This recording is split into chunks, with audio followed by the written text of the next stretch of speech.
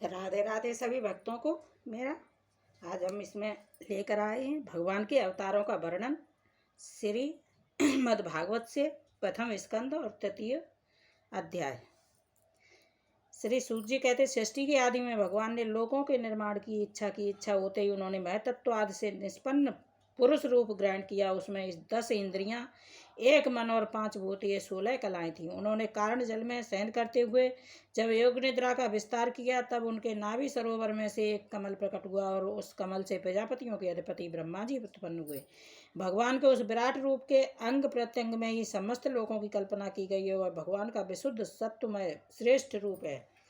योगी लोग दिव्य दृष्टि से भगवान के उस रूप का दर्शन करते हैं। भगवान का वह रूप हजारों पैर, जांघें, भुजाएं और मुखों के कारण अत्यंत विलक्षण है। उसमें सहस्त्रों सिर, हजारों कान, हजारों आंखें और हजारों नासिकाएं, हजारों मुकुट, वस्त्र और कुंडल आदि आभूषणों से उल्लसित रहता है।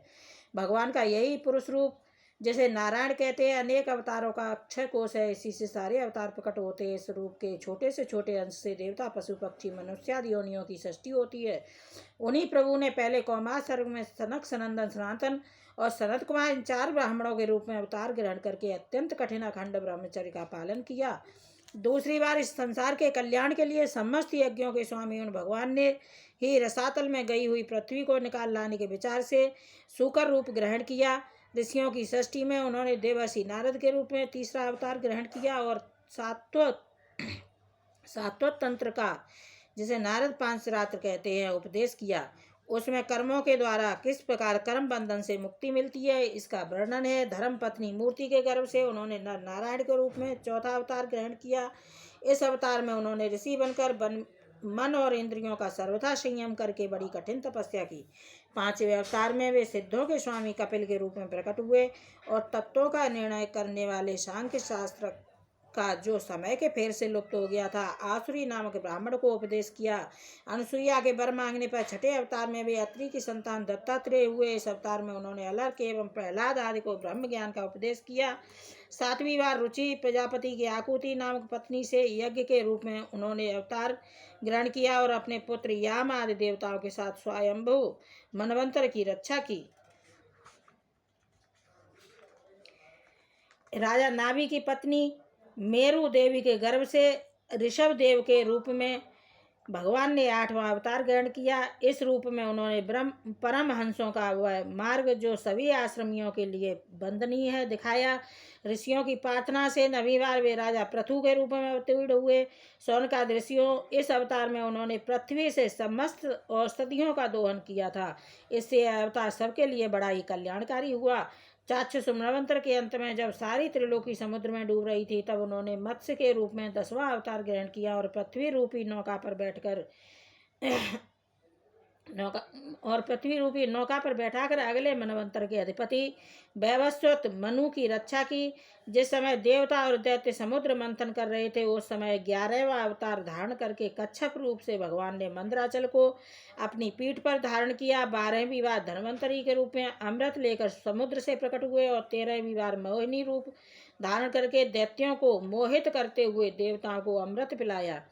14वें अवतार में उन्होंने नरसिंह रूप का धारण किया और अत्यंत बलवान दैत्यराज हिरण्यकशिपु की छाती अपने नखों से अनायास इस प्रकार फाड़ डाली, जैसे चटाई बनाने वाला सींग को चीर डालता है। 15वीं बार वामन का रूप धारण करके भगवान दैत्यराज बलि के यज्ञ में गए। वे चाहते तो थे त्रिलोकी का राज्य, परंतु मांगी उन्होंने केवल 3 पग पृथ्वी। 16वें परशुराम अवतार में जब उन्होंने देखा कि राजा लोग ब्राह्मणों के द्रोही हो गए हैं, तब अवतार में जो ब्राह्मणों के द्रोही हो गए हैं, तब क्रोधित होकर उन्होंने पृथ्वी को 21 बार क्षत्रियों से शून्य कर दिया। इसके बाद 17वें अवतार में सत्यवती के गर्भ से पराशर जी के द्वारा वे व्यास के रूप में अवतीर्ण हुए। उस समय लोगों की समझ और धारणा शक्ति कम देखकर आपने वेद रूप वृक्ष की कई शाखाएं बना दी।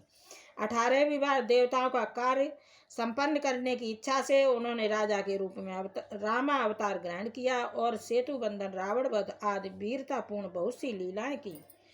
19वें और 20वें अवतारों में उन्होंने यदुवंश में बलराम और श्री कृष्ण के नाम से प्रकट होकर पृथ्वी का भार उतारा। उसके बाद कलयुग आ जाने पर मगध देश बिहार में देवताओं के द्वेषी दैत्यों को मोहित करने के लिए अजन के पुत्र रूप में आपका बुद्धा अवतार होगा। इसके भी बहुत पीछे जब कलयुग का अंत समीप होगा और राजा लोग प्रायः लुटेरे हो जाएंगे, तब जगत के रक्षक भगवान विष्णु यश नामक ब्राह्मण के घर कल्कि रूप में अवतीर्ण होंगे। शौनकादि ऋषियों जैसे अगाध सरोवर से हजारों छोटे छोटे नाले निकलते हैं, वैसे ही सत्व निधि भगवान श्री हरि के असंख्य अवतार हुआ करते हैं।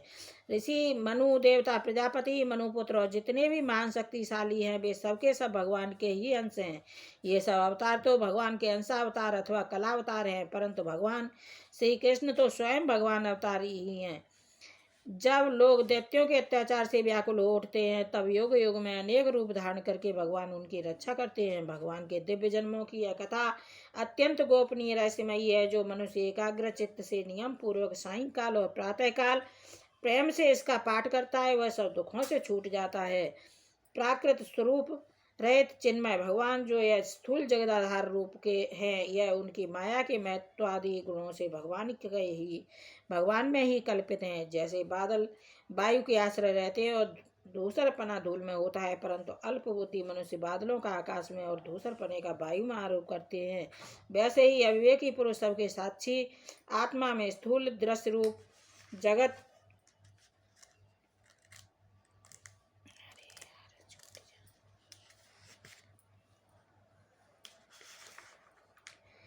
आरोप करते हैं। इस स्थूल रूप से परे भगवान का एक सूक्ष्म अव्यक्त रूप है, जो न तो स्थूल की तरह आकार आदि गुणों वाला है और न देखने सुनने में ही आ सकता है। वही सूक्ष्म शरीर यह आत्मा का आरोप या प्रवेश होने से ही जीव कहलाता है और इसी का बार बार जन्म होता है। उपर्युक्त सूक्ष्म और स्थूल शरीर अविद्या से ही आत्मा में आरोपित है। जिस अवस्था में आत्मस्वरूप के ज्ञान से यह आरोप दूर हो जाता है, उसी समय ब्रह्म का साक्षात्कार होता है। तत्वज्ञानी लोग जानते हैं कि जिस समय यह बुद्धि रूपा परमेश्वर की माया निवृत्त हो जाती है, उस समय जीव परमानंदमय हो जाता है और अपनी स्वरूप महिमा में प्रतिष्ठित होता है। वास्तव में जिनके जन्म नहीं है और कर्म भी नहीं है, उन हृदयेश्वर भगवान के अप्राकृत जन्म और कर्मों का तत्वज्ञानी लोग इसी प्रकार वर्णन करते हैं, क्योंकि उनके जन्म और कर्म वेदों के अत्यंत गोपनीय रहस्य हैं। भगवान की लीला अमोघ है। वे लीला से इस संसार का सृजन पालन और संहार करते हैं, किंतु इसमें आसक्त नहीं होते। प्राणियों के अंतःकरण में छिपे रहकर ज्ञानेंद्रियों और मन के नियंता के रूप में उनके विषयों का ग्रहण भी करते हैं, परंतु उनसे अलग रहते हैं। वे परम स्वतंत्र हैं। ये विषय कभी उन्हें लिप्त नहीं कर सकते। जैसे अनजान मनुष्य जादूगर अथवा नट के संकल्प और वचनों से की हुई करामात को नहीं समझ पाता, वैसे ही अपने संकल्प और वेदवाणी के द्वारा भगवान के प्रकट किए हुए नाना नाम और रूपों को तथा उनकी लीलाओं को कुबुद्धि जीव बहुत सी तर्क युक्तियों के द्वारा नहीं पहचान सकता। चक्रपाणी भगवान की शक्ति और पराक्रम अनंत है, उनकी कोई स्थान नहीं पा सकता। वे सारे जगत के निर्माता होने पर भी उससे सर्वथा परे हैं। उनके स्वरूप को अथवा उनकी लीला के रहस्य को वही जान सकता है, जो नित्य निरंतर निष्कपट भाव से उनके चरण कमलों की दिव्य गंध का सेवन करता है, सेवा भाव से उनके चरणों का चिंतन करता रहता है। शौनकाद ऋषियों, आप लोग बड़े ही सौभाग्यशाली तथा धन्य हैं, जो इस जीवन में और विघ्न बाधाओं से भरे इस संसार में समस्त लोकों के स्वामी भगवान श्री कृष्ण से वह सर्वात्मक आत्मभाव वह अनिर्वचनीय अनन्य प्रेम करते हैं, जिससे फिर इस जन्म मरण रूप संसार के भयंकर चक्र में नहीं पड़ना होता। भगवान वेद व्यास ने यह वेदों के समान भगवत चरित्र से परिपूर्ण भागवत नाम का पुराण बनाया है। उन्होंने इस लांघनीय कल्याणकारी और महान पुराणों को लोगों के परम कल्याण के लिए अपने आत्मज्ञान शिरोमणि पुत्र को ग्रहण कराया। इसमें सारे वेद और इतिहासों का सार संग्रह किया गया है। सुखदेव जी ने राजा परीक्षित को यह सुनाया। उस समय वे परमर्षियों से घिरे हुए आमरण अनशन का व्रत लेकर गंगा तट पर बैठे हुए थे। भगवान श्री कृष्ण जब धर्म ज्ञान आदि के साथ अपने परम धाम को पधार गए, तब इस कलयुग में जो लोग अज्ञान रूपी अंधकार से अंधे हो रहे हैं, उनके लिए पुराण रूपी सूर्य इस समय प्रकट हुआ है। शौनकादि ऋषियों, जब महातेजस्वी श्री सुखदेव जी महाराज वहाँ इस पुराण की कथा कह रहे थे, तब मैं भी वहाँ बैठा था। वहीं मैंने उनकी कृपा पूर्ण अनुमति से इसका अध्ययन किया। मेरा जैसा अध्ययन है और मेरी बुद्धि ने जिस प्रकार इसको ग्रहण किया है, उसी के अनुसार इसे मैं आप लोगों को सुनाऊंगा। जय हो प्रभु, जय शिव भगवत पुराण की।